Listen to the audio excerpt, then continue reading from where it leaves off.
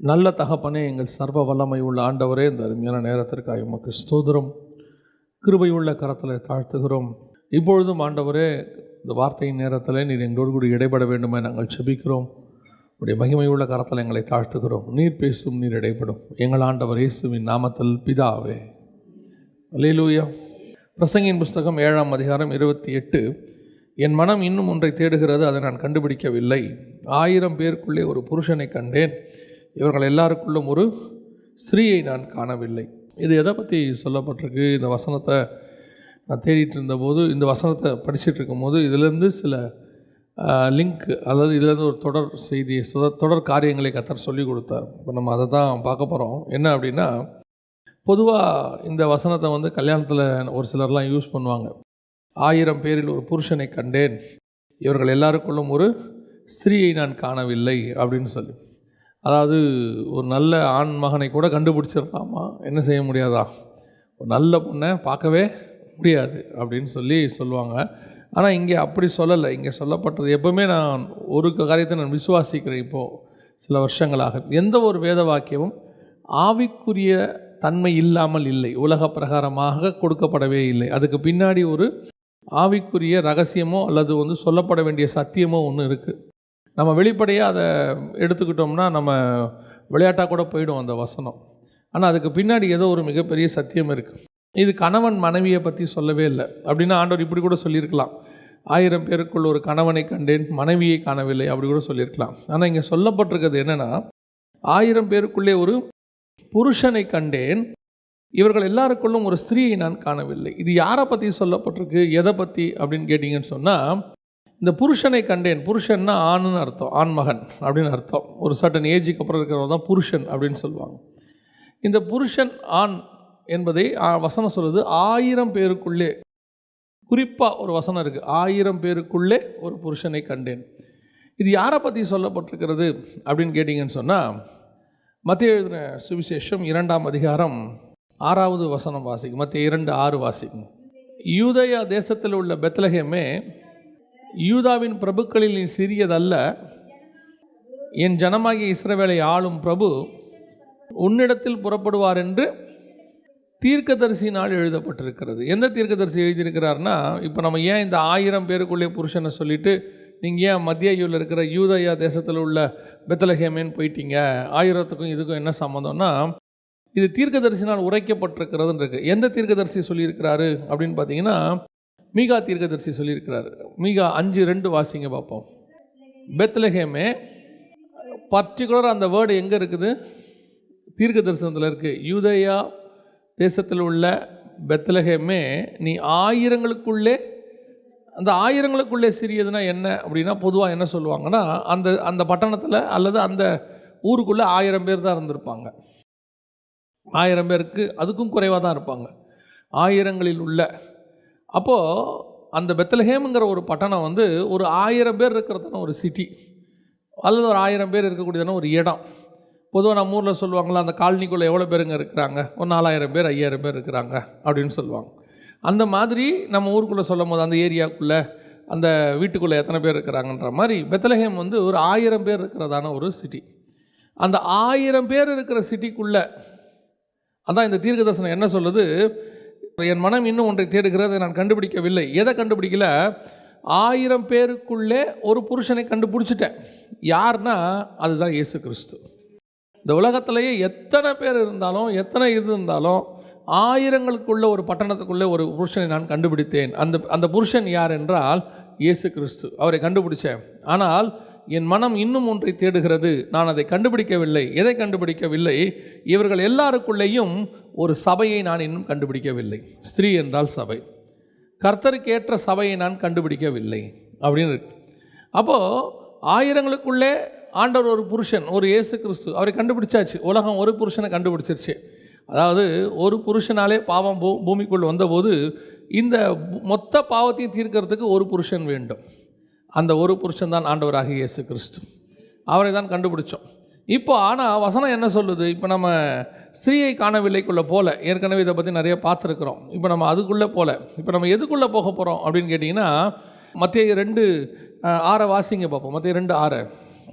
யூதேயா தேசத்தில் உள்ள பெத்லகேமே, யூதாவின் பிரபுக்களில் நீ சிறியதல்ல, என் ஜனமாகிய இஸ்ரவேலை ஆளும் பிரபு உன்னிடத்திலிருந்து புறப்படுவார் என்று.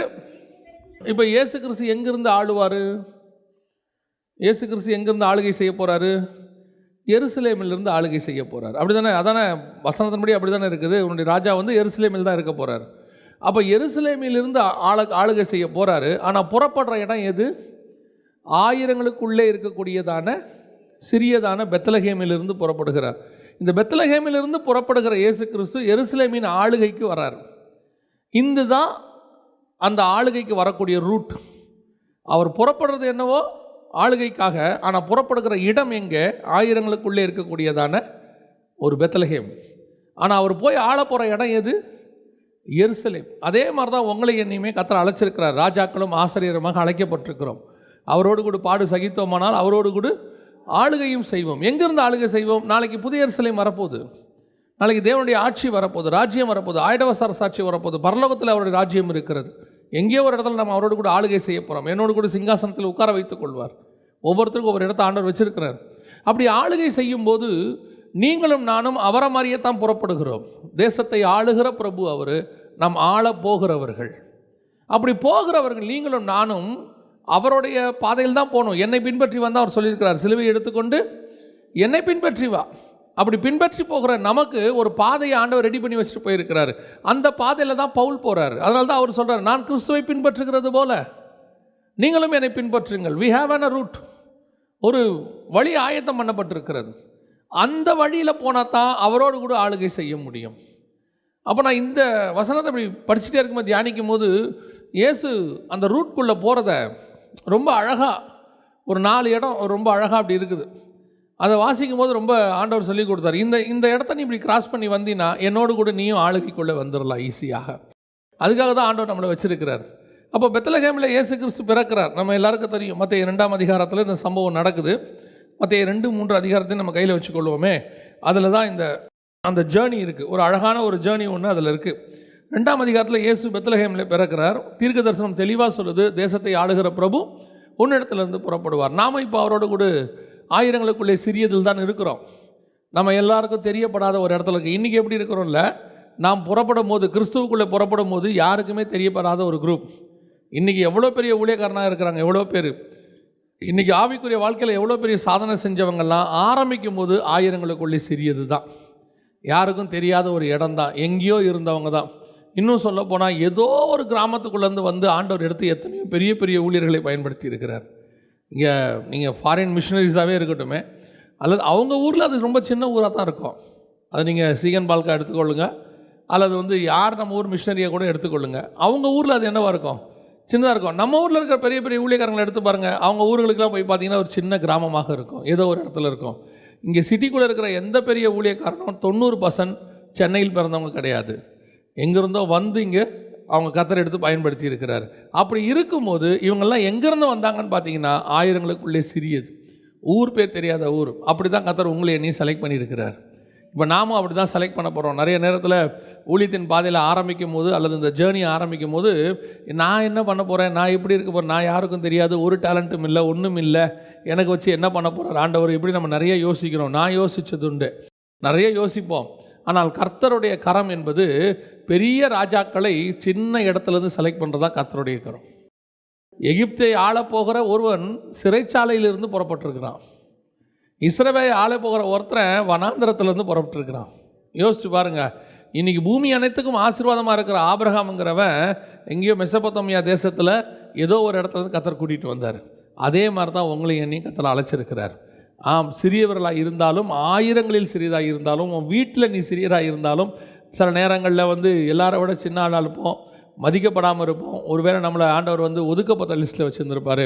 ஆனால் தேசத்தை ஆளுகிற பிரபு பல நேரங்களில் எழுப்புதலுக்கு காரணமாக இருக்கிறவங்க யாருன்னு பாருங்களேன். எருசலேமுக்குள்ளே அவ்வளோ பெரிய அரண்மனைகள் இருக்கிறது, தேவாலயம் இருக்குது, அதுக்குள்ளே ஆசாரியர்கள் இருக்கிறார்கள், எத்தனையோ பெரும் நியாயாஸ்திரிகள் இருக்கிறாங்க. இயேசுவையே அங்கே உட்காந்து நியாயந்து இருக்கிற மாதிரி ஒரு வாய்ப்பு அங்கே ஒருத்தனுக்கு கொடுக்கப்பட்டது இல்லையா? அவன் தானே இயேசுவை சிலுவைக்கு அனுப்பிச்சான். அப்போ அன்றைக்கி அவன் தானே இயேசுவை என்ன பண்ணுறான், நியாயந்து இருக்கிறான். அவ்வளோ பெரிய ஆட்கள்லாம் இருக்கிறாங்க. பிலாத்து இருக்கிறார், அவர் அரண்மனை இருக்குது, தேவாலயம் சாலமோன் இவன் செருபாபேல் கட்டின தேவாலயம் இருக்குது, இவ்வளவும் இருக்குது. ஆனால் எழுப்புதல் எங்கே ஆரம்பிச்சது? ஒரு வீட்டில், ஒரு மேல் வீட்டு அறையில். கர்த்தர் செலக்ட் பண்ணுறது அப்படி தான், ஒரு சின்ன இடத்துலேருந்து. என்னால் என்ன பண்ண முடியும், நான் என்ன செய்வேன், எங்கே இருப்பேன், எங்கிட்ட என்ன இருக்குது. நான் ஒரு விஷயம் மட்டும் எனக்கு நல்லா தெரிஞ்சிருச்சு. என்னென்னா, இப்போ உங்கள் கையில் இருக்கக்கூடியதான டேலண்ட்டு, உங்கள் கையில் இருக்கக்கூடியதான எந்த விதமான காரியங்கள் எதுவுமே ஒரு பிரயோஜனமும் படாது. அதை கர்த்தர் எடுத்து பயன்படுத்தினா மட்டும்தான். அதை கர்த்தர் எடுத்து யூஸ் பண்ணணும்.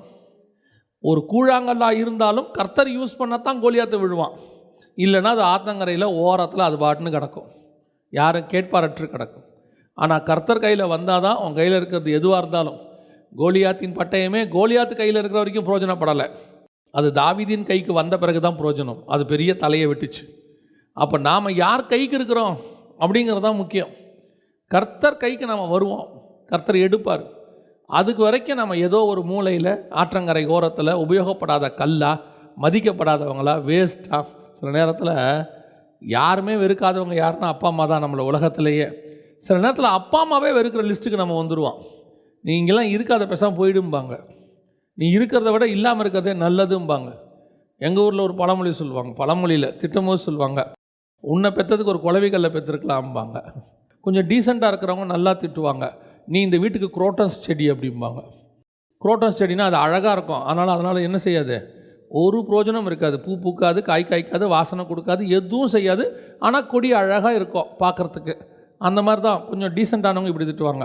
இந்த வீட்டில் நீ ஒரு ஆள்னு இருக்கிற, உன்னால் ஒரு பிரயோஜனம், மற்றபடி உன்னால் ஒரு பிரயோஜனம் இல்லை அப்படிம்பாங்க. அப்படி தான் ஆண்டவர் சொல்வார், இந்த இடத்துக்கு வந்துட்டியா, அப்போ நீ ஆயிரங்களில் சிறிதாக மாறிட்ட, நீ பிரயோஜனம் இல்லைன்னு சொல்லிட்டாங்க. சரி வா, நம்ம ஒரு ஜேர்னி போவோம், உன்னை கொண்டு போய் நான் எங்கே நிறுத்துகிறேன் பாரும்பார் ஆண்டவர். எங்கே தேசத்தை ஆளுகிற பிரபு புறப்படுவார். உங்களுக்கு எனக்கு ஒரு ஆளுகையை கர்த்தர் அப்படி தான் வச்சுருக்கிறார். எந்த மூளை வேணால் இருக்கட்டும், அது கன்னியாகுமரி மூலையாக இருக்கட்டும், அல்லது உலகத்தின் மூலையாக இருக்கட்டும், ஏதோ ஒரு இடத்துல யாருக்கும் தெரியாத ஒரு கிராமமோ காடோ அல்லது எங்கே வேணால் இருக்கட்டுமே. நீங்கள் போய் பாருங்கள், ஆஃப்ரிக்கா காடுன்னு ஒன்று இருந்துச்சு.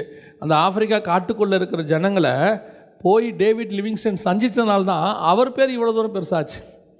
அவங்கள போய் அவர் சந்தித்தார், அதனால் இன்றைக்கி அவரோட பேர் எங்கேயோ வந்துருச்சு. இது இல்லாமல் டேவிட் லிவிங்ஸ்டன் எங்கேயோ இருந்திருந்தார்னு வச்சுங்க, அவர் பேர் அவ்வளோ பெருசாக வந்திருக்காது. அதே மாதிரி தான் கர்த்தர் நம்மை கொண்டு பெரிய காரியம் செய்வார். ஆனால் புறப்படுகிற இடம் எப்படி இருக்கும், சாதாரணமாக ஒன்றும் இல்லாமல் ரொம்ப அற்பமாக எண்ணப்பட்ட ஒரு வசனம் இருக்குது. அவர் என்னை கொண்டு புழுதியிலிருந்தும் குப்பையிலிருந்தும் கர்த்தர் எடுத்து கொண்டு எங்கே உட்கார வச்சாராம், ராஜாக்கள் மத்தியில் உட்கார வச்சாராம் இல்லையா. புழுதியிலிருந்து கொண்டு போய் மேலே உட்கார வைக்கிறார். அதனால் எனக்கு ஒரு நம்பிக்கை எப்பவும் உண்டு, உங்களுக்கும் சொல்கிறேன், நம்முடைய ராஜா பெரியவர், நாம் சின்னவங்க தான், நம்முடைய ராஜா பெரியவர். இந்த ரூட் இருக்குது பாருங்களேன், இயேசுநாதர் இந்த ராஜாவாகிற ரூட்டு. அடுத்து இயேசுநாதர் எங்கே கூட்டிகிட்டு போகிறார் பாருங்களேன். வாசிங்க, மத்தேயு எழுதின சுவிசேஷம் 2ஆம் அதிகாரம் 13வது வசனம் வாசிங்க. அவர்கள் போன பின்பு கர்த்தருடைய தூதன் சொப்பனத்தில் யோசேப்புக்கு காணப்பட்டு, ஏரோது பிள்ளையை கொலை செய்ய தேடுவான், ஆதலால் நீ எழுந்து பிள்ளையையும் அதன் தாயையும் கூட்டிக் கொண்டு எகிப்துக்கு ஓடி போய் நான் உனக்கு சொல்லும் வரைக்கும் அங்கே இரு என்றான். ராஜா இப்போ எங்கே போனோம், ஏன் போனோம்? அடுத்து ராஜாவாகணும்னு முடிவு பண்ணிட்டீங்கன்னா அடுத்து வர்றது கழுத்துக்கு கத்தி. கர்த்தர் உன்னை ராஜாவாக்கணும்னு முடிவு பண்ணிட்டாருன்னா, உன்னை செலக்ட் பண்ணிட்டாருன்னா, அடுத்து நடக்க போகிற விஷயம் என்ன தெரியுமா? இயேசுநாதர் அடுத்து எங்கே போனார்? இந்த தீர்க்கதரிசனம் நிறைவேறி அவங்க பிள்ளைக்கு முன்பாக தூபவர்க்கம் வெள்ளை போலம் எல்லாம் வச்சு முடிச்சுட்டு போகிறாங்க. நைட்டு ஆண்டவர் சொல்கிறார் யோசேப்புக்கு, பிள்ளையை தூக்கிட்டு எங்கே போயிடு, எகிப்துக்கு போயிடு. நான் எருசலேமுக்குள்ளே போகணும் ராஜாவாக்கணும்னா. பெத்லகேம்லேருந்து நான் ராஜாவானா எங்கே போகணும்? எருசலேமுக்கு போகணும். ஆனால் எருசலேமுக்கு நீ ராஜாவாகிறதுக்கு முன்பதாக போக வேண்டிய இன்னொரு இடம் இருக்கிறது, அதுதான் ரூட். ஏங்க இதாக இருக்குது எருசலேம், நீ இப்படி போய் எகிப்துக்கு கீழே ஏன் அங்கே போனோம்? அதுதான் ரூட். நீ ராஜாவாகிற ரூட்டு, நீ ஓடி போகிற வழி. சில நேரத்தில் கர்த்தர் உன்னை ஓடி போக சொல்லுவார் எகிப்துக்கு. ஏன் ஓடி போக சொல்லுவார்? பின்னாடி கத்தி துரத்தோம். சமாதானமாக ஏதோ எகிப்தில் போய் நல்லா சந்தோஷமாக ஜாலியாக இருக்க சொல்லி ரூம் போட்டு கொடுக்கல, தூக்கிட்டு நைட்டோடு நைட்டாக ஓடு. ஏன்? உன்னை கொலை செய்ய வகை தேடுவார்கள். நான் சொல்லுகிற வரைக்கும் நீ அங்கேயே இரு. You want to be stay where God choose in the place for you. கர்த்தர் உனக்கு செலக்ட் பண்ண இடத்துல நீ அங்கே தான் இருக்கணும். எப்போ இருக்கணும்? கர்த்தர் சொல்லும் அளவும் இருக்கணும். ஏன்? நீ நல்லா இருக்கிற இடம்னு பெத்லகேமில் இருந்தினா, இங்கே தானே எனக்கு ராஜான்னு சொல்லி தீர்க்க தரிசனம் உரைச்சாங்க, இங்கே தானே நான் இருந்தேன், நான் பிறந்ததுலேருந்து இங்கே தானே இருந்தேன், வளர்ந்ததுல இங்கே தானே இருந்தேன், இங்கே இருந்தினா அடுத்து உன் கழுத்துக்கு கத்தி, உன்னை கொலை பண்ணுவாங்க, நீ ராஜாவே மாற முடியாது. இயேசுநாதர் சொல்லிக் கொடுக்குற அடுத்த விஷயம் என்ன தெரியுமா?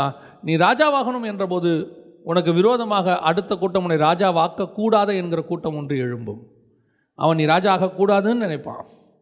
ஏன் நினச்சது யார் தெரியுமா? ஏரோது. அவன் யார்? அவன் ஒரு ராஜா. எந்த ராஜா? நீ ராஜாவாகக்கூடாதுன்னு நினைக்கிற ராஜா. உனக்கு விரோதமாக நீ பிறக்கிறது ஒரு சின்ன குழந்தை, நம்மளே ஆயிரங்களுக்குள் சிறியது. நம்மளே எங்கே இருக்கிறோம்? ஒரு மாட்டுத் தொழுவத்தின் முன்னணியில். நம்மளே எங்கே இருக்கிறோம்? ஒரு சின்ன வீட்டுக்குள்ளே. நமக்கே மாதம் வருமானமே பத்தாது. ஆனால் நமக்கு விரோதமாக ஒரு குருட்டை எழுப்பி இவனை ஏதாவது பண்ணணும், இவனை ஏதாவது செய்யணும், இவனை என்ன கொலை பண்ணி போடணும், இவனை இல்லாமல் பண்ணணும். ஏன்டா நான் இன்னும் ராஜாவே ஆகலையேப்பா. நீ ட்ராவல் பண்ண ஆரம்பித்தாவே ராஜா ஆகவோப்பா. உன் ட்ராவல்லே அது எழுதி இருக்குதுப்பா. முடிவு நீ ராஜா தான்ப்பா. உன்னை முன்னாடியே கொலை பண்ண வகை தேடுவார்கள். மோசே பிறந்த உடனே எல்லாத்தையும் கொலை பண்ண சொல்லி எகிப்து முழுவதுக்கும் உத்தரவு போட்டான் பாருங்க. ஒரு குழந்தைய கொலை பண்ணுறதுக்கு எகிப்து முழுவதுக்கும் உத்தரவு. யோசிச்சு பாருங்கள். ஒரு இயேசுநாதரை கொலை பண்ணுறதுக்கு ஏரோது என்ன பண்ணிட்டான்? கீழே 16வது வசனம் 2:16, தான் சாஸ்திரிகளிடத்தில் திட்டமாய் விசாரித்த காலத்தின்படியே பெத்லகேமில் உள்ள, நீ எங்கே ராஜாவான்னு சொன்னாங்க? பெத்லகேமில் சொன்னாங்க நீங்கள் ராஜாவாவீங்கன்னு. பெத்லகேமில் உள்ள அதன் சகல எல்லைகளிலும் இருந்த 2 வயதுக்குட்பட்ட எல்லா ஆண் பிள்ளைகளையும், ஒரு பிள்ளைக்காக என்ன பண்ணுறான்? டோட்டல் பெத்லகேமில் இருக்கிற அத்தனை ஆண் பிள்ளையும் கொலை பண்ணியிருக்கான். கேட்கறதுக்கு பைத்தியக்காரத்தனமாக இருக்கும். ஆனால் ஸ்பிரிச்சுவலி பார்த்தீங்கன்னா நீ ஒரு ஆள் அவ்வளோ வேல்யூவல் ஆனவன் என்பது அர்த்தம். பிசாசுக்கு தெரியுது அத்தனை பேர் சாவது முக்கியம் இல்லை, அந்த ஒருத்தன் சாவணும். அந்த ஒரு ஆள் அவ்வளோ முக்கியம். கர்த்தர் உன்னை அப்படித்தான் உன்னை காப்பாற்றி கொண்டாந்துருக்கிறார். அதாவது சயின்டிஃபிக்கலி பார்த்தீங்கன்னா ஒரு குழந்தை உருவாகுதில்லை. ஒரு குழந்தை உருவாகிறதுக்கு முன்னாடி எத்தனையோ குழந்தை வீணாக போயிடும். சயின்டிஃபிக்கலி ஒரு குழந்தை தான் உருவாகும். அப்படின்னா கர்த்தர் அதிலேயே உன்னை செலக்ட் பண்ணி கொண்டாந்துருக்கிறாருன்னு அர்த்தம். நீ சூசன் ஒன். பிறந்து இத்தனை நாளில் எத்தனை ஆக்சிடெண்ட் உலகத்தில் பார்த்துருக்குறோம். சும்மா இருக்கிறவன் மேலே மோதி இருக்குது தெரியுமா உங்களுக்கு? யோசித்து பாருங்கள். அவன் நினச்சானா உட்காந்துருக்கிறதுல அவனே ஓரமாக ரோட்டில் கடைவாசலில் உட்காந்துருக்கான். போகிற ஸ்கூட்டர் வந்து மோதுது.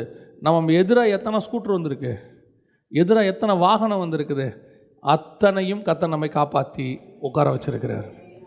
நான் எப்பவும் சொல்லுவேன், நம்ம பார்த்த நமக்கு விரோதமான ஆபத்துகள் ரொம்ப ரொம்ப குறைவு, மைனஸ். ஆனால் நம்ம பார்க்காம கர்த்தர் நம்மளை காப்பாற்றினது தான் ரொம்ப அதிகம். ஸ்பிரிச்சுவலி கர்த்தர் நம்மளை காப்பாற்றி கொண்டு வந்து உட்கார வச்சிருக்கிறார். நமக்கு எதிராக தூதர்கள் நமக்காக 24 மணி நேரம் வேலை செஞ்சிட்ருக்கிறான். ஏன் தெரியுமா? அவன் 10 நிமிஷம் ரெஸ்ட் எடுத்தானா அவனை க்ளோஸ் பண்ணி போட்டுருவாங்க. ஏன்னா நமக்கு விரோதமாக அந்தகாரத்தின் ஆவிகள் என்ன செய்யுது? அந்த அளவுக்கு வேலை செஞ்சிட்ருக்குது. ஆண்டவர் நமக்கு அந்த பாதுகாப்பை கொடுத்துருக்கிறாரு. இஸ்ரவேலை காக்கிறவர் முன்னும் பின்னுமாக இருந்து பாதுகாத்துக்கிட்டு இருக்கிறார். இல்லைனா இந்நேரம் நம்ம க்ளோஸ் ஆகியிருப்போம். பிசாசு நம்மளை இந்நேரம் அவன் கொலை செய்கிறவன். அவன் வசனம் அப்படி தான் சொல்லுது, அவன் கொல்லவும் அழிக்கவும் வருகிறவன். ஆனாலும் நீ நானும் இன்னும் ஜீவனோடு கூட இருக்கிறோம். நம்மளை ஆண்டவர் கொண்டு போனது எகிப்தின் பாதை தான். சில நேரத்தில் அப்படிப்பட்ட பாதைகளை கொண்டு போக வேண்டி இருக்கும். உன்னை கொலை செய்ய வகை தேடுவார்கள். நீ ராஜாவாகிறதுக்கு முன்னாடியே உன்னை க்ளோஸ் பண்ண பார்ப்பான். உருவாகிறதுக்கு முன்னாடியே, ஊழியத்தில் நீ வளர்கிறதுக்கு முன்னாடியே உன் ஊழியத்தை க்ளோஸ் பண்ண பார்த்துருவாங்க.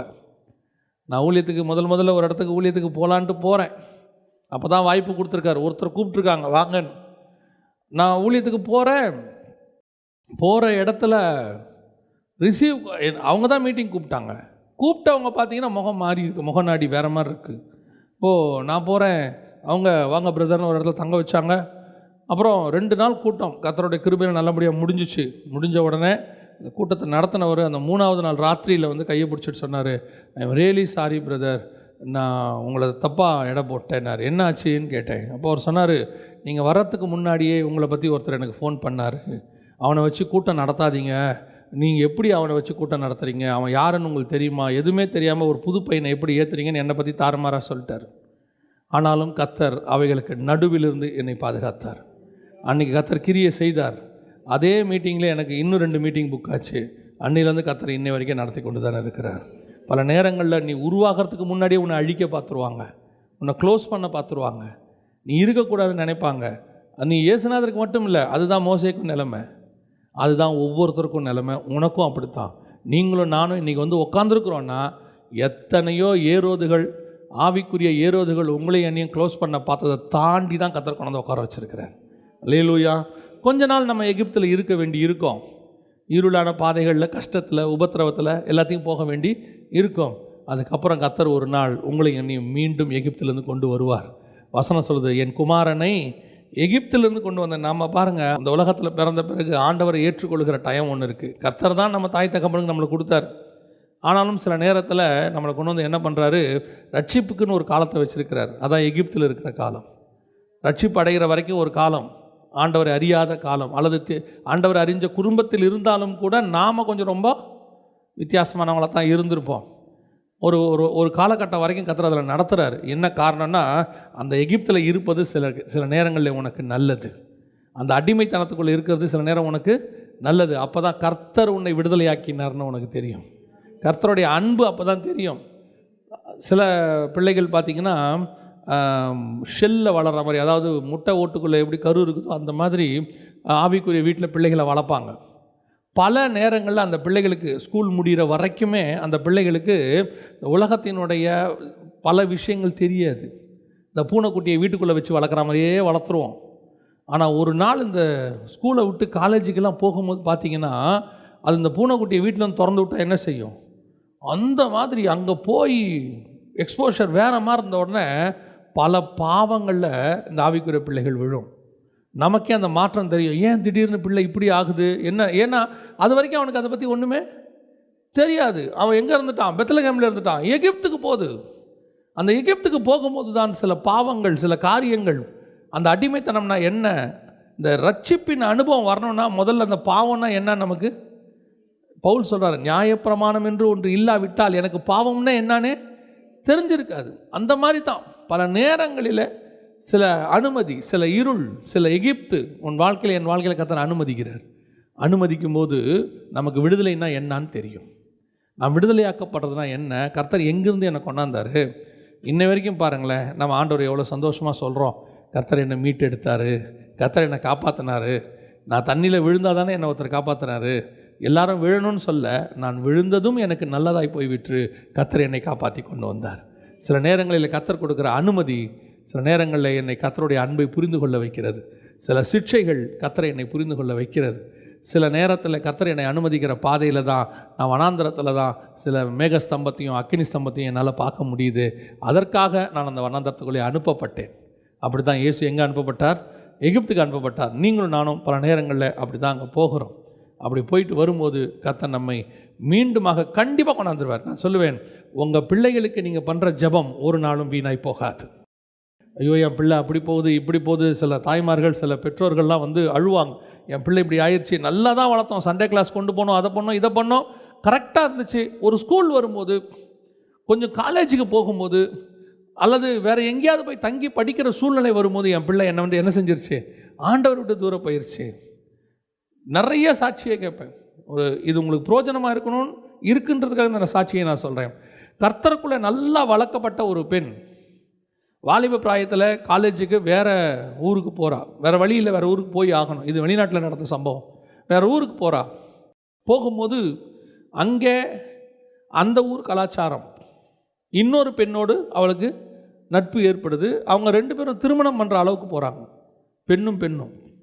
ஒரு நாள் தாய்க்கு ஃபோன் பண்ணி சொல்கிறா, நான் இந்த பெண்ணை கல்யாணம் பண்ண போகிறேன்னு. அந்த தாயுடைய இருதயம் உடைஞ்சு போச்சு. ஆனால் அந்த தாய் சொல்லிட்டா, முடியவே முடியாது, ஒத்துக்கவே மாட்டேன். அவள் சொல்லிட்டா, நீ ஒத்துக்க வேண்டிய அவசியம் எனக்கு இல்லை, ஐ எம் மேஜர், நான் பண்ணுவேன். தகப்பன் அந்த ஊருக்காரர், அவருக்கு வந்து இந்த ஸ்பிரிச்சுவாலிட்டிலாம் புரியல. அவர் என்ன சொல்கிறாரு, சரி பிள்ளையோடைய ஆசையில் நீ ஏன் தலையிடுற, ஒரு நாள் அப்படியே அது தப்புனாலும் அவங்களா தெரிஞ்சுக்கிட்ட, விட்டுரு, நீ அப்படிலாம் செய்யாத. அவரால் மனைவியும் விட்டு கொடுக்க முடியல, பிள்ளையும் விட்டு கொடுக்க முடியல. 2 பக்கமும் அவர் பேசிக்கிட்டு இருக்கிறார். ஆனால் தாய் ஸ்ட்ரிக்டாக சொல்லிட்டா, சான்ஸே கிடையாது. சொல்லிட்டு போய் முழங்கால் போட்டா ஆண்டவர்கிட்ட, அது என் பிள்ளை இல்லை, உன் பிள்ளை, நீங்கள் தான் எனக்கு கொடுத்தீங்க, அதை மீட்டு கொடுக்க வேண்டியது உங்கள் பொறுப்பு, எனக்கு பிள்ளை கண்டிப்பாக வேணும்னு சொல்லிட்டா. யோசித்து பாருங்கள், வேறு ஊர், இன்னொரு பிள்ளையோட தங்கியிருக்கா. அந்த பிள்ளையோடைய அப்பா அம்மாலாம் ஓகே சொல்லிட்டாங்க. அவங்களுக்கு அதெல்லாம் ஒன்றும் தெரியாது. பிசாசோடைய கூட்டம். ஒரு நாள் வந்தது, யாரும் சொல்லலை, கர்த்தரே அவள் மனதை மாற்றினார். மாற்றினார். ஃபோன் பண்ணி அவளும் அப்பவும் ஃபோன் பண்ணி தாய்கிட்ட சொன்னாலாம், ஐ எம் சாரி மம்மி, நான் தப்பு பண்ணிட்டேன். இப்போ அவள் மீட்கப்பட்டாள், வந்து விட்டாள், இன்றைக்கி கர்த்தரோடு கூட இருக்கிறாள். அதுதான் ரொம்ப முக்கியம். அல்லேலூயா. உன் பிள்ளையை கர்த்தர் ஒரு நாளும் உன்னை கை விடவே மாட்டார். எப்பேற்பட்ட பாதாளமாக இருக்கட்டும், எப்பேற்பட்ட பாவத்தில் விழுந்ததாக இருக்கட்டும், அல்லது தூக்க முடியாத இடத்துல கூட இருக்கட்டும், கன்ஃபார்மாக ஒரு நாள் கர்த்தர் தூக்குவார். காரணம், அவர் எகிப்திலிருந்து தன் குமாரனை வரவழைத்தார்னு இருக்கு. எகிப்துக்கு போன உன் பிள்ளையை கர்த்தர் திருப்பி கொண்டு வருவார். நீங்கள் மட்டும் ஜபத்தை விட்டுறாதீங்க. அது என்ன பாவமாக இருக்கட்டும், நம்மளை பொறுத்த வரைக்கும் அது பெரிய பாவம் சின்ன பாவம், நம்ம தான் பாவத்துக்கு சைஸு அளவு வெயிட்டு அகலம் எல்லாம் வச்சுருக்கிறோம். கர்த்தரை பொறுத்த வரைக்கும் பாவம் தான். அந்த பாவத்திலேருந்து பைபிளில் 2 பாவம் தான், மரணத்துக்கு ஏதுவான பாவம், மரணத்துக்கு ஏது இல்லாத பாவம், 2 பாவம் தான். கர்த்தர் கண்டிப்பாக நம்முடைய பிள்ளையை எகிப்திலேருந்து கொண்டு வருவார். அல்லேலூயா. ஏன்னா நம்மளை கொண்டாந்துருக்கிறாரு, அந்த தேவன் அவங்களையும் கொண்டாடுவார்.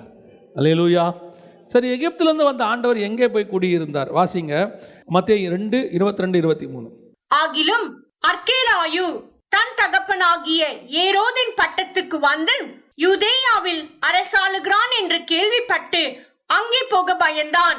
அப்பொழுது அவன் சொப்பனத்தில் தேவனால் எச்சரிக்கப்பட்டு கலிலேயா நாட்டின் புறங்களிலே விலகி போய் நாசரேத்து என்னும் ஊரிலே வந்து வாசம் பண்ணினான்.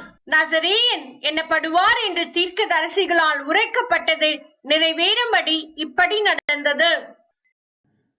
அடுத்த ராஜாவுடைய ஊர் எது? எகிப்திலிருந்து நாசரேத்து. நம்ம ஊருக்கு இப்போ நம்மளுக்கு நாசரேத்து, இன்னும் தமிழ்நாட்டில் நாசரேத்துனா நல்ல ஊர் நமக்கு, இல்லையா? நமக்கு நாசரேத்துனா நல்ல ஊர். ஏன்னா நிறைய கிறிஸ்தவர்கள் இருக்கிறாங்க. நமக்கு நாசரேத் என்பது நல்ல ஊர். ஆனால் அன்னைக்கு நாசரேத்துனா என்ன ஊர் தெரியுமா? அன்னைக்கு யோவான் எழுதின சுவிசேஷம் 1ஆம் அதிகாரம் 46வது வசனம் வாசிங்க. யோவான் எழுதின சுவிசேஷம் 1:46.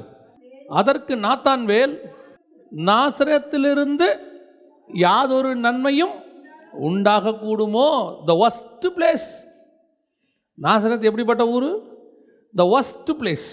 ஆனால் அன்னைக்கு பைபிளை பொறுத்த வரைக்கும் நாசரேத் எப்படி? ஒஸ்ட் ஊர். வசனம் சொல்லுது, நாசரேத்திலிருந்து நன்மை தோன்றுமோ. உலக பிரகாரமாக என்ன சொல்லுவாங்கன்னா நாசரேத்தை பற்றி, இந்த எருசலேமுக்கு போகிறவங்க இப்படிப்பட்டவங்கெல்லாம் வந்து தங்கிட்டு போகிற இடம் தான் என்னவாமா? நாசரேத்தாமா. ஸோ அந்த ஊரில் வந்து ஒரு டூரிஸ்ட் ஸ்பாட் மாதிரி அன்றைக்கி உள்ளது பெஸ்ட்டு பட்டணமாமா அது. அப்படி இருக்கும்போது எல்லாவித பாவங்களும் அங்கே என்ன செய்யுமா? ரொம்ப மலிவாக கிடைக்குமா. அதனால் நாசரேத்தில் தங்கிறத எல்லாம் ப்ரிஃபர் பண்ணுவாங்களாம்.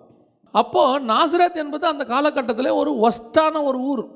அந்த ஊரில் வசனம் சொல்லுது, ராஜாவாக போகிறவர், அடுத்து ராஜாவாகணும், அவரை கொண்டு போய் என்ன பண்ணி வச்சுருக்கிறாங்க?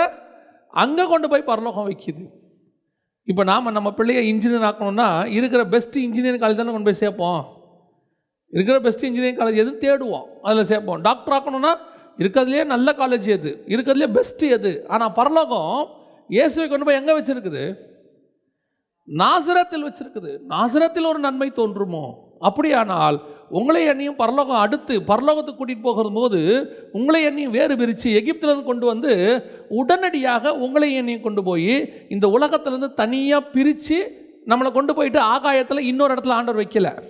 இல்லைனா பூமியிலேயே வெறும் பரிசுத்தவான்கள் மட்டும் இருக்கிற ஒரு இடத்துல கொண்டு போய் வைக்கலை. இதே பூமியில், இதே ஒஸ்டான பூமியில் தான் கர்த்தர் நம்மளையும் வச்சிருக்கிறார். திருப்பி வேறு பிரித்து இதே பூமி தான்.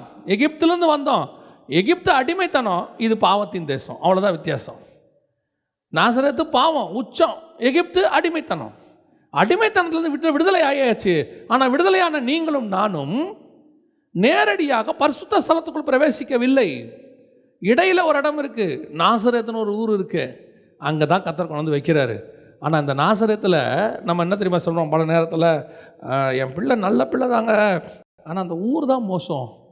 ஆனால் வசனம் சொல்லுது, வாசிங்க, லூக்கா எழுதின சுவிசேஷம் 2ஆம் அதிகாரம் 51வது வசனம் வாசிங்க. 2:51. அவர்களுடனே கூட போய் நாசரத்தூரில் சேர்ந்து அவர்களுக்கு கீழ்ப்படிந்திருந்தார். நாசரேத்தில் பெற்றோருக்கு கீழ்ப்படுகிறதான ஒரு பிள்ளை இயேசு கிறிஸ்து. ஊர் என்ன ஊர்? நாசரேத்து. ஆனால் பிள்ளை எப்படிப்பட்ட பிள்ளை? கீழ்ப்படுகிற பிள்ளை. அப்படின்னா ஊருக்கும் கீழ்ப்படிதலுக்கும் சம்பந்தம் இல்லைன்னு அர்த்தம்.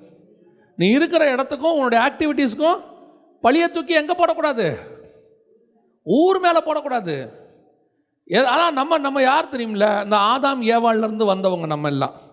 பழியை எப்பவுமே நம்ம வச்சுக்க மாட்டோம். நம்ம உடனே என்ன பண்ணுவோம், பக்கத்தில் தூக்கி போட்டுருவோம். ஏன்டா பழம் சாப்பிட்ட, இந்த அம்மா தான் கொடுத்துச்சு. நீ அம்மா சாப்பிட்ட, பாம்பு தான் கொடுத்துச்சு. ஆண்டவர் கேட்கறதே நிறுத்திட்டார். இனிமேட்டு எந்த கேள்வி, பாம்பை போய் நீ ஏன் சாப்பிட்ட, நீ ஏன் கொடுத்தனெலாம் கேட்க முடியாது. விடு போதும். ஏன் நம்ம எப்போவுமே ஏதாவது ஒரு ரீசன், அவன் காரணம் இவன் காரணம் அதான் காரணம். ஏன்டா ஆக்சிடென்ட் ஆச்சு, எதிரில் இருக்க வேகமாக வந்தான், இவன் ஓரமாக நின்றுட்டு இருந்தான். அப்படி தானே நம்மால் சொல்கிறது எப்படி இருக்கும்? ஏன் ஆக்சிடென்ட் ஆச்சு, அவன் வந்தான் பாருங்க ஒரு ஸ்பீடில், நீ என்ன 10 கிலோமீட்டரில் போயிட்டு இருந்தியா, அவன் 110 நீ 100, அவ்வளோதான் வித்தியாசம். நம்மளும் மோசம், நம்ம அதை ஒத்துக்க மாட்டோம். பழியை தூக்கி நாசரத் மேலே போடு. நாசரத் ஆண்டவர் சொல்கிறார், ஏன் நாசரத்தில் நன்மை தோன்றாது? நாசரத்தில் பெற்றோருக்கு கீழ்ப்படிந்திருக்கிற பிள்ளைகளும் இருந்தார். நார்வேக்கு போன போது அங்கே இருக்கிறவங்கெல்லாம் சொல்கிற ஒரு வார்த்தை, இந்த ஊர் மோசங்க, இந்த ஊர் மோசங்க. நார்வேவை சொல்வேன், மோசம் கிடையவே கிடையாது. ஏன் அங்கே இருக்கிறவங்க சொல்கிறாங்க எங்கிட்ட நார்வே மோசம்னு, ஆனால் அவங்க எங்கே இருந்தால் பிழைப்பாங்கன்னு கர்த்தர் கொண்டு போய் எங்கே வச்சார்? நார்வேல தான் வச்சார். கர்த்தர் சும்மா நார்வேல வைக்கல. நார்வேல ஏன் வச்சிருக்கிறாரு? அங்கே இருந்தால் தான் அவங்க உயிரோடு கூட இருக்க முடியும், அங்கே இருந்தால் தான் அவங்க பாதுகாக்க முடியும். அப்போனா கர்த்தர் நாசமாக்கிறதுக்காக நார்வே கூட்டிகிட்டு போனாரா? இல்லை, நாசமாக்கிறதுக்காக கர்த்தர் எங்கேயும் கூட்டிகிட்டு போக மாட்டார். உன்னை எந்த ஊருக்கு கர்த்தர் கூட்டிகிட்டு போனாலும் நீ நாசமாக்கிறதுக்கு கூட்டிகிட்டே போகல. ஊர் மேலே பழிய போடக்கூடாது. இல்லை நான் இங்கே வந்ததுனால தான் மோசமாயிருச்சு, அங்கே வந்ததுனால தான் மோசமாயிருச்சு. கர்த்தர் சொல்லி நீங்கள் ஒரு இடத்துல இருந்தீங்கன்னா அந்த இடம் உங்களை மோசம் போக்கவே போகாது. நம்மளா போகிறது ஒன்று இருக்குது. நம்மளா போய் அமெரிக்காவில் வேலை கிடச்சிட்டா ஓ, கனடாவில் வேலை கிடச்சிட்டா ஊ, அங்கே போயிட்டு அப்புறம் அங்கேருந்து எப்போ தான் இந்த இடத்த விட்டு போவேணும். அமெரிக்காவுக்கும் ஆஸ்திரேலியாவுக்கும் வேலை கிடச்சி போயிட்டு ஆஸ்திரேலியாவிலேருந்து சொல்கிறது, இங்கே என் பிள்ளைகளுக்கு ஒரு வழியே இல்லை, எப்படியாவது என் பிள்ளைகளை கூட்டிகிட்டு இந்தியாவுக்கு அமுச்சு விட்றணும். ஊர் மோசம் இல்லைங்க, ஊர் மோசம் இல்லை, எல்லா ஊரும் மோசம். எல்லா காலத்துலேருந்தும் மோசம். எந்த காலத்தில் ஊர் நல்லா இருந்துச்சு? நோவா காலத்திலே பூமி சீர்கேடும் கொடுமையினால் நிறைந்திருந்தது. லோத்து காலத்தில் சோதம் கேவலத்தால் நிறைந்திருந்தது, அருவருப்பால் நிறைந்திருந்தது. எல்லா காலத்துலேயும் ஊர் மோசம்தான். எப்போ பிசாசு இந்த பூமியில் வந்து மனுஷனை மோசம் போக்கினானோ அப்பத்துலேருந்து எல்லா ஊரும் மோசம்தான். ஆனால் அவைகளுக்கு நடுவிலையும் நீ தேவனுக்கு கீழ்ப்படிந்தவர்களாக இருக்க முடியும். ஏன்னா கர்த்தர் நமக்குள்ளே கொடுத்துருக்கிற வல்லமை அப்பேற்பட்டது. நீ தேசத்தை ஆளுகிற ராஜா.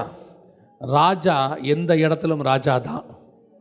அவன் எந்த தாவீது எங்கே போனாலும் ராஜா தான். அவன் வசனம் அப்படி தான் சொல்ல, தாவீது ராஜா, தாவீது ராஜா. அவர் எங்கே வேணா இருக்கட்டும், தாவீது ராஜா. அந்த மாதிரி தான் நீங்களும் நானும். கர்த்தர் அப்படி தான் வச்சுருக்கிறாரு, நம்ம பிள்ளைகள் அப்படி தான் வச்சுருக்கிறாரு. வசனம் அழகாக ஒன்று இருக்குது பைபிளில், பரலோக ராஜ்யம் புளித்த மாவுக்கு சமானமாக இருக்கிறது. அப்படி தானே இருக்குது. பரலோக ராஜ்யம் புளித்த மாவுக்கு சமாதானம். ஏன் புளித்த மாவுனா பைபிளில் நெகட்டிவ் பேரபிள், எதிர்மறை, கள்ள உபதேசத்துக்கு அடையாளம். ஏசு இப்போ என்ன சொல்கிறாரு? பரலோக ராஜ்யம் கள்ள உபதேசத்துக்கு சமானமாக இருக்கிறது அப்படின்னு சொல்கிறாரா? அதோடைய அர்த்தத்தை நீங்கள் புரிஞ்சுக்கணும். அதோட அர்த்தம் என்னென்னா, எப்படி புளித்த மாவு மற்ற எல்லா மாவையும், அந்த கொஞ்சம் மாவு மற்ற எல்லா மாவையும் நல்லதாக மாற்றுதோ, அதே மாதிரி கொஞ்சம் நல்லவர்கள் இருக்கிற இடம் அந்த கெட்டவர்கள் அத்தனை பேரையும் மாற்றிடுமா. அப்படிப்பட்ட பரலோகராஜ்யத்தின் வல்லமை உனக்குள்ளே இருக்குது. நாசரேத்து மொத்த ஊரும் சேர்ந்து ஒரு இயேசுவை மாற்ற முடியல. முழு இஸ்ரவேலும் சேர்ந்து அடித்து உதச்சி கல்லெறிஞ்சு கொன்னும் ஒரு பவுல் அவங்களால மாற்றவே முடியல. ஆனால் ஒரு பவுல் முழு உலகத்துக்குமே மாற்றத்தை கொண்டாந்துட்டான். அந்த தேவன் தான் உனக்குள்ளேயும் எனக்குள்ளேயும் இருக்கிறார். இன்றைக்கி நாம் யார் மேலே பழிய போட்டுக்கிட்டு இருக்கிறோம்? ஊர் சரியில்லை, தெரு சரியில்லை, இங்கே இருக்க பசங்கள்லாம் மோசம், கூட படிக்கிறவங்களாம் பசங்களாம் மோசம், கெட்ட வார்த்தை பேசட்டும். உன் பிள்ளையோடு கூட தேவன் இருக்கிறார். உன் பிள்ளை கர்த்தரை மட்டும்தான் பேசும். அந்த விசுவாசம் வேணும். அப்படி பிள்ளையை கர்த்தருக்குள்ளே நீ வச்சிருக்கணும். நீங்கள் அப்படி வச்சு பாருங்கள். வசனம் சொல்லுது, பிள்ளை அவர்களுக்கு கீழ்ப்படிந்திருந்தார். எங்கே? நாசரேத்தில். அதுதான் கர்த்தர் நமக்கு கொடுத்துருக்கிற வல்லமை, பரலோக ராஜ்யத்தினுடைய மகத்துவம்.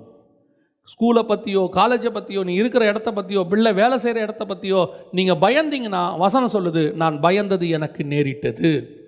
என் பிள்ளை இங்கே கெட்டு போகும்னா கெட்டு போகும். நான் எப்போவுமே ஒரு விஷயத்தை பைபிளில் ரொம்ப அதிகமாக நம்புவேன். எல்லாமே பைபிள் தான் நமக்கு. சோதோம்குள்ள லோத்தின் மனைவி இருக்கிற வரைக்கும் பிள்ளை கெட்டு போகவே இல்லை. டோட்டல் சோதோம் கெட்டு போயிருந்துச்சு. ஆனால் எது கெட்டு போகலை? பிள்ளை கெட்டு போகலை. எப்போ சபை இல்லாமல் 2 பிள்ளை வந்துச்சோ, தாய் என்பது சபைக்கு அடையாளம். இப்போது கர்த்தர் தான் எங்கே போக சொன்னார்? மலைக்கு போனார். 2 பிள்ளையும் எங்கே தான் போய் கெட்டு போச்சு? கர்த்தர் வைக்கிற இடத்துல தான் கெட்டு போச்சு. சபை ஒழுங்காக இருந்தால் பிள்ளை ஒழுங்காக இருக்கும். சோதோம் கிள்ளையும் ஒழுங்காக இருக்கும். சபை ஒழுங்காக இருந்தால் விசுவாசி ஒழுங்காக இருக்கும். நீ சோதோம் கிள்ளையும் ஒழுக்கமாக இருக்க முடியும். அவ்வளோ பெரிய வல்லரசு பாபிலோன், அதுக்குள்ளே 3 பேர் வைராகியமாக இருந்தான். அந்த 3 பேருக்காக பாபிலோனே மாறுச்சு. அந்த 3 பேரும் பாபிலோனுக்காக மாறவே இல்லை. ஏன்? ஒருத்தன் தானியேலை எடுத்துக்கொள்ளுங்க. ஒரு தானியேலுக்காக ராஜ்யபாரம் தான் மாறுச்சே ஒழிய ராஜ்யபாரத்தை தானியேல் மாற்றிக்கவே இல்லை தன்னை. அவன் சொல்லிட்டான், நான் தீட்டுப்பட முடியாது. அப்போ என்ன பண்ணலாம்? நீ என்ன பண்ணுவோ பண்ணிக்கோ, என்னை விட்டுரு. ஒரு நாள் வந்தது, ராஜாவே தானியேல் காலில் விழுந்துட்டான். உன்னுடைய தேவனே பெரிய தேவன் என்று சொல்லி. நீங்கள் இருக்கிற ஊரை குறை சொல்லாதீங்க, நீங்கள் இருக்கிறதான காலேஜை குறை சொல்லாதீங்க. அங்கே மோசம், இங்கே மோசம், அது மோசம், இது மோசம். இல்லை, என் தேவன் நல்லவர், என் தேவன் வல்லமை உள்ளவர். அந்த தேவன் என் பிள்ளையோடு கூட இருக்கிறார், அந்த தேவன் என்னோடு கூட இருக்கிறார். என்னை எங்கே வச்சாலும். சிலர் சொல்லுவாங்க, இது எந்த அளவுக்கு உண்மைன்னு தெரியாது, தேனோட எது கலந்தாலும் கெட்டு போகாதாம்மா. சில கெட்டு போகிற பொருள் இருக்கு இல்லைங்களா, அதை தேனில் மிக்ஸ் பண்ணிட்டா என்ன ஆகாதாம்மா? கெடாதாம்மா. அதே மாதிரி ஆலிவ் ஆயிலுக்கு சொல்லுவாங்க, அதை தடவிட்டிங்கன்னா மேலே சில பொருள் 6 மாதம் ஆனாலும் என்ன செய்யாதான்? கெடாதான். ஒரு உலக பிரகாரமான தேனுக்கும் ஆலிவ் ஆயிலுக்குமே கர்த்தர் அப்படி வல்லமை கொடுத்தா, அதை உருவாக்கின ஒருவர் இருக்கிறார். அந்த தேவன் உன்னோடும் என்னோடும் இருக்கிறார். நீ எங்கே வச்சாலும் கெட்டு போக மாட்டேன். எதுவும் உன்னை கெட்டு போக பண்ணாது. உன்னை சுற்றி எது வேணால் வரட்டும் வரட்டும் வரட்டும், எல்லாம் வரட்டும், வந்து தான் பார்க்கட்டுமே.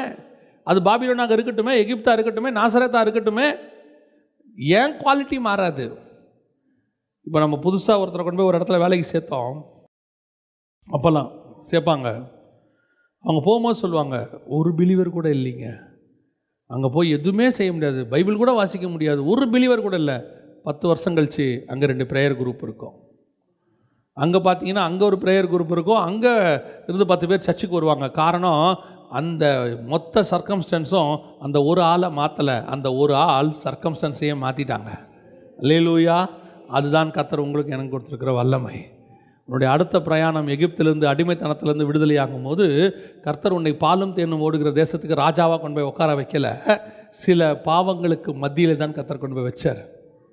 அடுத்தபடியாக லாஸ்ட்டாக கர்த்தர் இப்போ எங்கே போனார்? வசனம் சொல்லுது, வாசிங்க. மத்தேயு 3:13 வாசிங்க.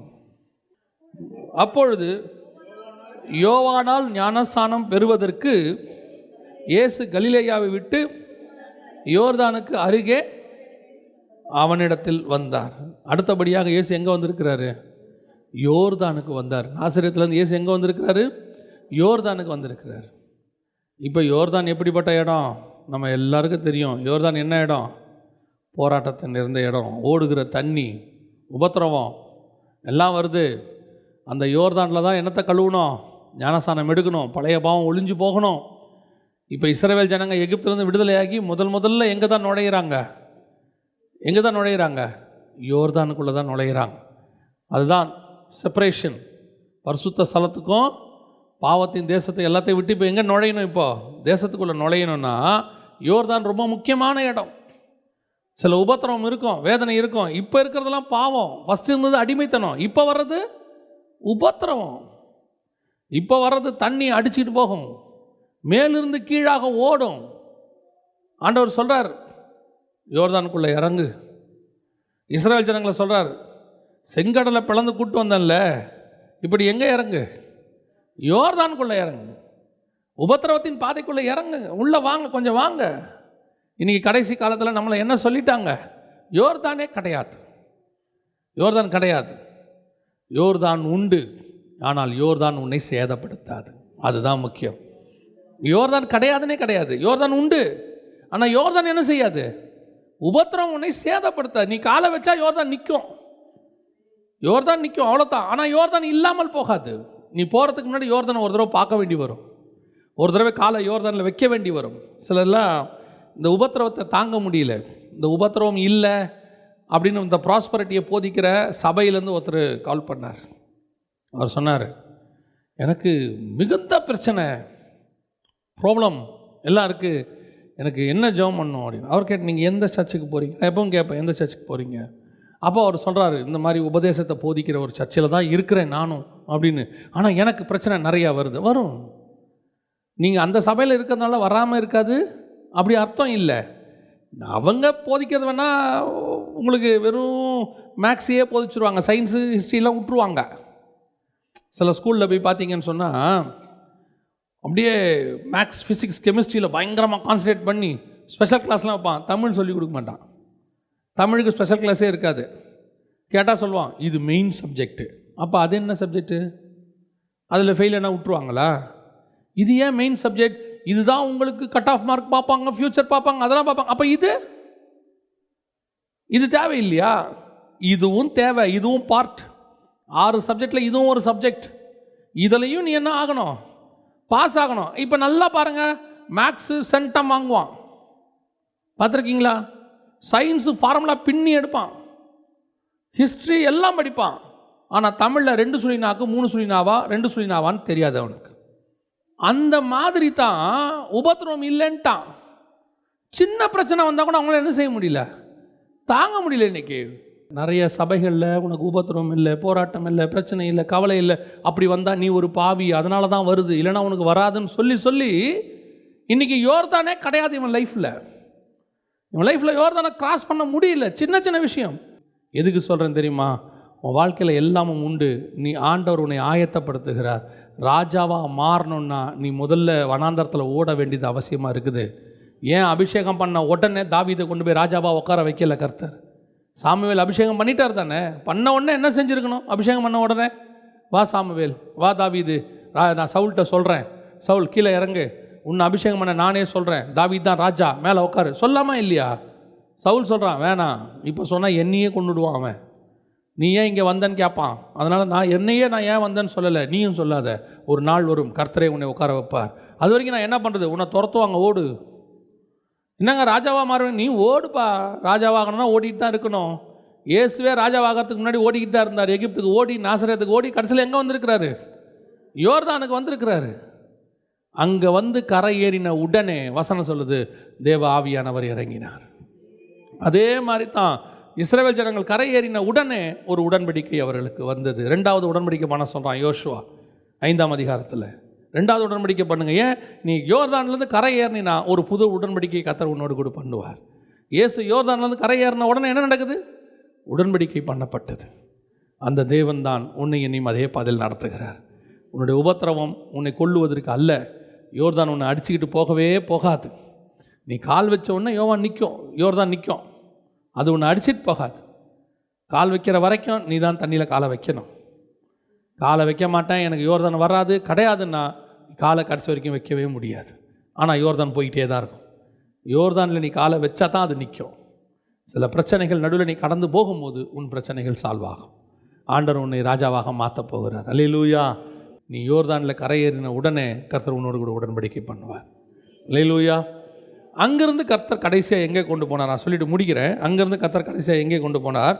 மத்தேயு சுவிசேஷம் 4ஆம் அதிகாரம் 13வது வசனம் வாசி. நாசரேத்தை விட்டு செபுலோன் நப்தலி என்னும் நாடுகளின் எல்லைகளில் இருக்கும் கடற்கரைக்கு அருகான கப்பர்நகூமிலே வந்து வாசம் பண்ணினார். கடற்கரை அருகிலும் யோர்தானுக்கு அப்புறத்திலும் உள்ள செபுலோன் நாடும் நப்தலி நாடும் ஆகிய புறஜாதியாருடைய கலிலேயாவிலே இருளில் இருக்கும் ஜனங்கள் பெரிய வெளிச்சத்தை கண்டார்கள். மரண இருளின் திசையில் இருக்கிறவர்களுக்கு வெளிச்சம் உதித்தது என்று ஏசாயா தீர்க்கதரிசியினால் உரைக்கப்பட்டது நிறைவேறும்படி இப்படி நடந்தது. முதல் தீர்க்க தரிசனம் எகிப்துக்கு கொண்டு போகணும்னு, அது மீகால நிறைவேறுச்சு. 2வது தீர்க்க தரிசனம் நாசரேத்துக்கு வரணும்னு, அதுவும் நிறைவேறுச்சு. 3வது தீர்க்க தரிசனம் அவர் யோர்தானிலிருந்து இறங்குவார். அப்போ யோவான் சொல்கிறான், யார் மேல் பரிசுத்த ஆவியானவர் புறா வடிவில் இறங்குகிறாரோ அவரே அக்கினினாலும் ஆவினாலும் ஞானஸ்நானம் அபிஷேகம் கொடுக்கிறவர்னு அறிந்து கொண்டேன். இது 3வது தீர்க்க தரிசனம் நிறைவேறிச்சு. 4வது தீர்க்க தரிசனம் அவர் புறஜாதி கலிலேயாவிலே போய் இருந்தார் என்று ஏசாயா தீர்க்க தரிசனம் உரைக்கப்பட்டது நிறைவேறு. இதுதான் கடைசி. கர்த்தர் உன்னை எதுக்கு அழைச்சார் தெரியுமா? ராஜாவாகிறதுக்கு முன்னாடி நீ புறஜாதியார் இடத்துல போய் தேவனுடைய ராஜ்யத்தை குறித்து பிரசங்கிக்க வேண்டும். எப்போ புறஜாதியார்கிட்ட போயிட்டீங்களோ அதோட இயேசு சிலுவையில் ஏற்றப்பட்டு பரலோகத்துக்கு ஏறி போயிட்டார். புறஜாதியார் வசம் ஒப்படைக்கப்படுறோன்னா நம்ம ராஜாவாக போகிறோம்னு அர்த்தம். கர்த்தர் நம்ம கொடுக்குற மிக முக்கியமான கடைசி வேலை, you go and preach gospel to the gentiles. போய் தெரியாதவங்களுக்கு இயேசுவை பற்றி பேசுங்க.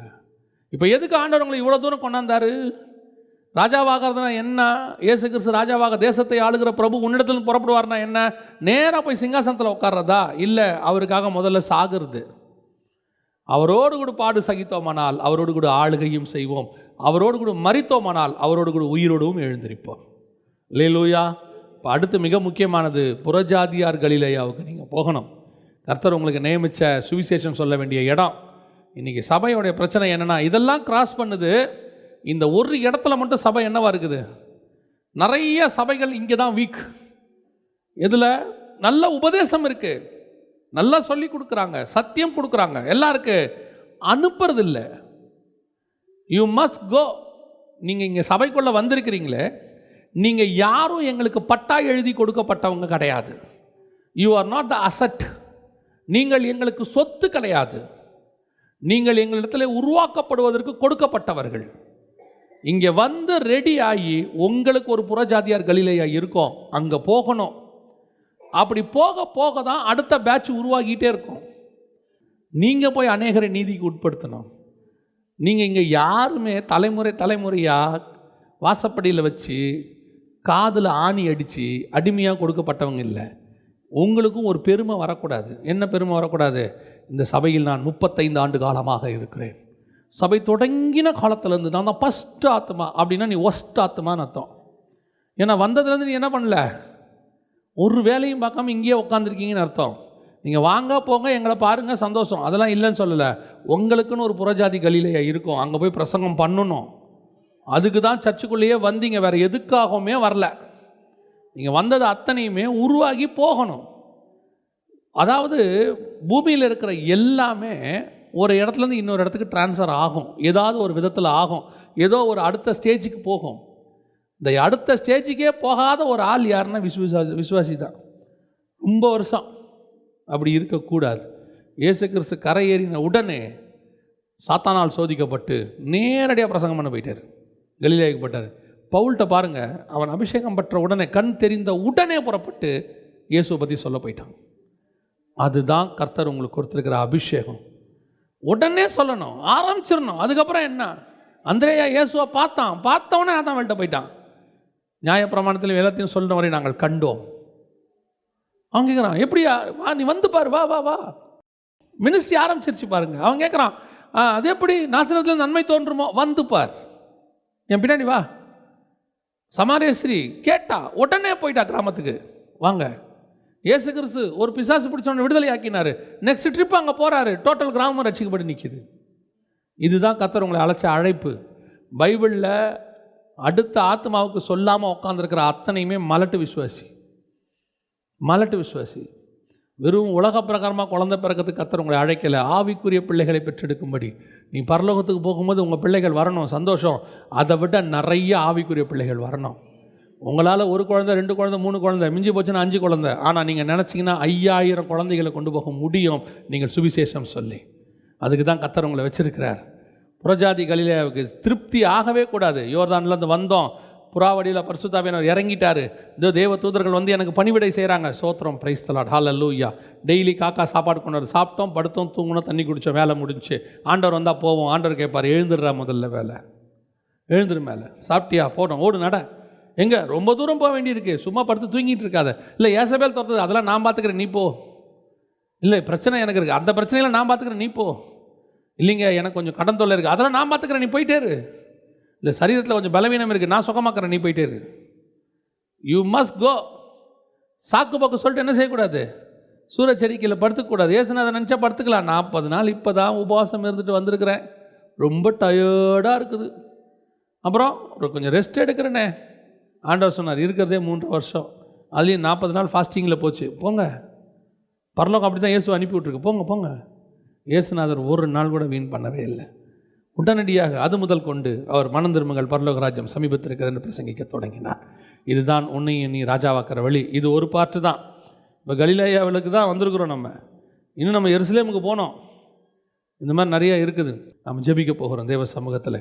ஆண்டவர்கிட்ட ஜெபம் பண்ணணும், ஆண்டவரே நீர் என்னை ராஜாக்களும் ஆசாரியருமாய் அழைத்திருக்கிறீர், அதுக்கு தான் நான் அழைக்கப்பட்டேன். ஆனால் நான் அழைக்கப்பட்டவன் வெறும் ராஜ வஸ்திரம் தரித்து அரண்மனையில் போய் ராஜாவாக உட்கார்றதுக்காக அல்ல.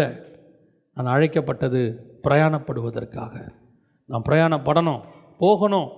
பெத்லகேம்லேருந்து நான் எகிப்துக்கு போக வேண்டி வரும், எகிப்திலேருந்து நாசரேத்துக்கு போக வேண்டி வரும், நாசரேத்திலேருந்து யோர்தானுக்கு போக வேண்டி வரும், யோர்தானிலிருந்து கலிலேயாவுக்கு போக வேண்டி வரும்.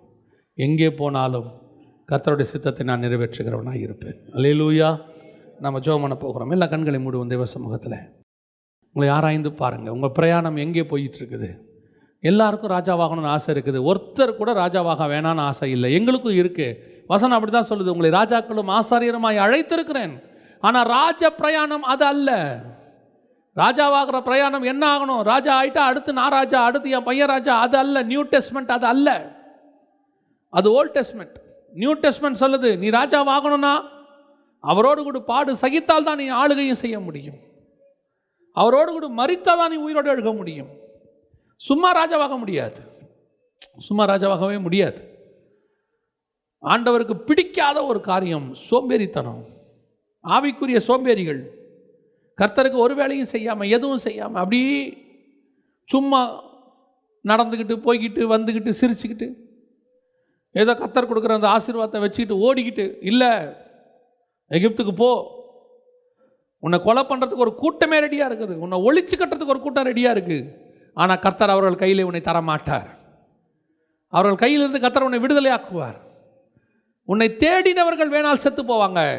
அதான் ஆண்டவர் சொல்றார், பிள்ளையை கொலை செய்ய தேடின ஏரோது மரித்து போனான். தைரியமாயிரு, உன்னை யாரும் கொலை பண்ண முடியாது, யாரும் உன்னை ஒன்றுமே செய்ய முடியாது. God is with you. சில நேரத்தில் நீ எகிப்தில் இருக்கிற, அவ்வளோதான். சில அடிமைத்தனத்தில் இருக்கிற, கர்த்தர் சொல்கிறார், நான் உன்னை விடுதலையாக்குவேன், சீக்கிரத்தில் உன்னை எகிப்திலேருந்து நான் கொண்டு வருவேன். அடுத்தபடியாக நீ நாசரேத்துக்கு போய் இருக்க வேண்டி வரும். உன்னை சுற்றி உனக்கு பிடிக்காத காரியங்கள் இருக்கும். ஏன் சில நேரத்தில் நீ அருவருக்கிற காரியங்கள் கூட இருக்கும். நீ கேட்குறது உனக்கு பிடிக்காததாக இருக்கும். உனக்கு ஆண்டவர் கொடுத்துருக்கிற வேலையில் உன்னை சுற்றி உனக்கு பிடிக்காதது தான் நடக்கும். உங்களுக்கு பிடிக்காத அருவருப்பான காரியங்களை நீங்கள் பார்க்க வேண்டி வரும். உன் வேலை அப்படி இருக்கும், உன் சூழ்நிலை அப்படி இருக்கும், வீடு அப்படி இருக்கும், உன் நிலைமை அப்படி இருக்கும். ஆனால் ஒன்று மட்டும் நிச்சயம், அது உன்னை சேதப்படுத்தாது. அந்த நாசிரத்தில் தான் தன் தகப்பனுக்கு அவர் கீழ்ப்படிந்திருந்தார். அந்திரேயா வந்து சொல்கிறான், நியாயப்பிரமாணத்திலும் தீர்க்கதரிசிகள் சொன்னதை நான் ஒருத்தரை பார்த்தேன், அந்த வசனத்தின்படி ஒருத்தரை பார்த்தேங்கிறான் அவன். யோவானில் நீங்கள் வாசிக்கும் போது 1ஆம் அதிகாரம் 45வது வசனம் சொல்லுது, நியாயப்பிரமாணத்திலும் தீர்க்கதரிசி ஆகமங்களிலும் சொல்லப்பட்டவரை நான் பார்த்தேன். எங்க பார்த்தேன்? நாசரேத்தில் பார்த்தேன். நாசரேத்தினால வசனத்தை கை கொள்றவரா, வசனத்தின்படி வாழ்றவரா, தீர்க்க தரிசனத்தில் உரைக்கப்பட்டபடி ஒரு மனுஷன் இருக்கிறாரா? அதுவும் நாசரேத்தில் இருக்க முடியுமா? முடியும், முடியும். அந்த தேவன் உன்னை அதான் சொல்றார், உன்னாலையும் என்னாலையும் முடியும். நீ நானும் அப்படி இருக்க முடியும். ஆண்டவருக்கு உன்னை சுற்றிலும் என்னை சுற்றிலும் எவ்வளோ அருவருப்புகள் இருந்தாலும் வசனத்தை கரெக்டாக கை கொள்ள முடியும். உன்னை சுற்றி என்னை சுற்றி நமக்கு பிரியமில்லாத காரியங்கள் நடந்தாலும் you can follow. Maybe sometimes நீ அதற்கு எதிராக சில காரியங்கள் உன்னை செய்ய வேண்டி வரும். அதனால் உனக்கு சில பிரச்சனைகள் கூட வரும், சில இழப்புகளை நீ இழக்க வேண்டி வரும். ஆனாலும் நீ வசனத்தில் உண்மையாய் தரித்திரு. உன்னை ராஜாவாக்குறவர் ஒருவர் இருக்கிறார். உண்மையாய் இருக்கிறவங்களை கர்த்தர் உயர்த்தாமல் போனதே கிடையாது. உண்மை உள்ள மனுஷன் பரிபூர்ண ஆசீர்வாதங்களை பெறுவான். எத்தனையோ அதிகாரிகள் அரசியல்வாதிகள் கிட்ட உண்மையாக இருக்கும்போது அந்த அரசியல்வாதி தப்பானவனாக இருப்பான். அந்த ராஜாவை, அந்த அதிகாரியை ஒழிச்சு கட்டணும்னு நினைப்பான், டிரான்ஸ்ஃபர் பண்ணுவான், தூக்கி போடுவான், எல்லாம் பண்ணுவான். ஆனால் அந்த அதிகாரியோ தன் உண்மைத்தன்மை விட்டு போகவே மாட்டாங்க. அப்படி இருக்கிறவங்களை கூட கர்த்தர் உயர்த்தி வச்சிருக்கிறார், அவர்கள் பேரை பெருமைப்படுத்தி இருக்கிறார். மேபி அவங்க சில நேரத்தில் யோர்தானை கடந்திருப்பாங்க, சில போராட்டங்களை கடந்திருப்பாங்க. ஆனால் உண்மை ஒன்று என்ன தெரியுமா? உன்னை துன்பப்படுத்தின அரசியல்வாதி இல்லாமல் போயிடுவான். ஆனால் நீயோ வென்றால் உன் பேர் பெருமைப்பட்டு உயர்த்தப்பட்டு உன் தலை உயர்த்தப்பட்டதை நீ காண்பாய். கர்த்தர் ஒரு நாள் உங்களை கைவிடவே மாட்டார். உண்மையாக இருக்கிறவங்க ஒரு நாளும் தோற்று போனதே கிடையாது. கொஞ்சம் போராட்டத்தில் யோர்தானை நீங்கள் போக வேண்டி வரும், அவ்வளோதான். சில யோர்தான் புரண்டு வரும், ஆனாலும் தேவன் உன்னை கைவிட மாட்டார். நம்ம ஜெபிக்க போகிறோம். ஒப்பு கொடுத்து ஜெபம் பண்ணுவோம் தேவ சமூகத்தில். சர்வ வல்லமை உள்ள எங்கள் தகப்பனே, நாங்கள் கடந்து போகிற பாதை எகிப்தானாலும் நாசரேத் ஆனாலும் யோர்தான் ஆனாலும் கலிலேயாவானாலும் சரி ஆண்டவரே, எங்களை ராஜாவாக்கிறவர் ஒருவர் இருக்கிறார். அவர் எங்களை ஒரு நாளும் கைவிடுகிறதில்லை. அவர் ஒருபோதும் எங்களை விட்டு விலகுகிறதில்லை. எங்களை முன்னும் பின்னுமாய் பாதுகாக்கிறவர் ஒருவர் இருக்கிறார். வலது புறத்தில் எங்களை கொண்டு போய் உட்கார வைக்கிற வரைக்கும் அவர் உறங்குகிறதில்லை. இஸ்ரவேலை மாத்திரமல்ல, எங்களையும் காக்கிறவர் உறங்குவதும் இல்லை, தூங்குவதும் இல்லை. கிருபையுள்ள கரத்தில் எங்களை தாழ்த்துக்கிறோம்ப்பா. தகப்பனே, ஒரு சிலர் நாசரேத்தில் இருக்கலாம், எகிப்தில் இருக்கலாம், யோர்தானை கிராஸ் பண்ணிக்கிட்டு இருக்கலாம். அவங்கள கரம் பிடிச்சு தூக்குங்கப்பா, வழி நடத்துங்க ஆண்டவரே. சீக்கிரத்தில் நீர் புறஜாதியார் கலிலேயாவிலே அவர்களை பயன்படுத்த போகிற தயவுக்காக உமக்கு ஸ்தோத்திரம். ஆசிர்வதியும் இயேசுவின் நாமத்தில் பிதாவே.